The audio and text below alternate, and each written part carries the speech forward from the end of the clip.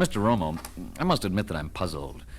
You hipsters claim to be such relaxed, free spirits, yet your rules for social behavior are even more set, tight, and rigid than those of square society. Yeah, well, dig, it's simple. I'll spell it out for you. A lot of the simple everyday behavior is illegal. And so there's always a lot of heat on the scene. And, you gotta protect yourself. Now, if you break the rules of hip, you get put down, that's true.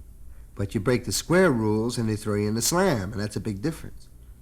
Now, anyway, look, there's only two basic rules in hip. You protect yourself from the possibility of police intervention, which means you don't associate with uncool people and things. And you protect your state of mind. Now, that means you don't want anybody around who's going to bring you down, right? We talked about that. You understand what I mean? You follow the hip commandment. Thou shalt not bug thy neighbor, which means be cool, that's all. Cool.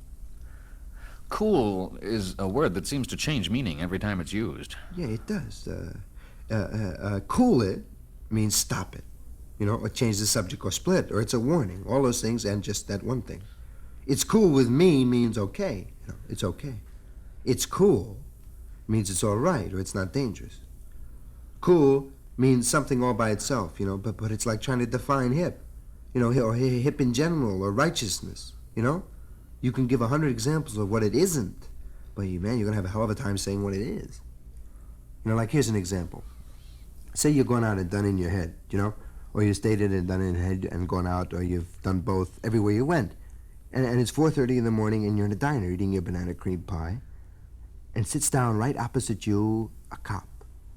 Now, your natural reaction is going to be, I want to laugh hysterically, but some part of you says, nay, it says this is an urge of some self-destructive part of you. And you say to yourself, be cool, unless, of course, you blow your cool and come all unglued in front of everybody. Then no use to say, be cool, because it's happened.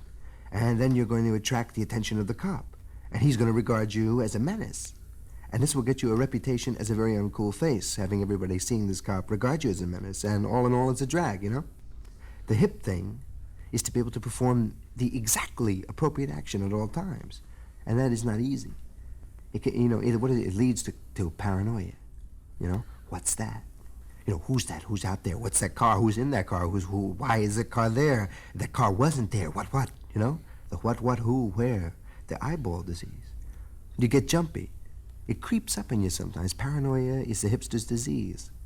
Yeah, like I was at a party once, in this cemented park out in front of the UN building. And I got drugged, so I split. Then I walked over to 2nd Avenue and 40th, and I went to this little restaurant, in Nedick's or Rikers or something. It doesn't matter. And I ordered a bowl of Jell-O, with milk, raspberry Jell-O. And it was great, so I ordered another bowl. But halfway through my third bowl of raspberry Jell-O, I realized that if I ordered another bowl, the counterman would call the cops, There's this nut eating Jell-O, looks funny to me, better come over and pick him up.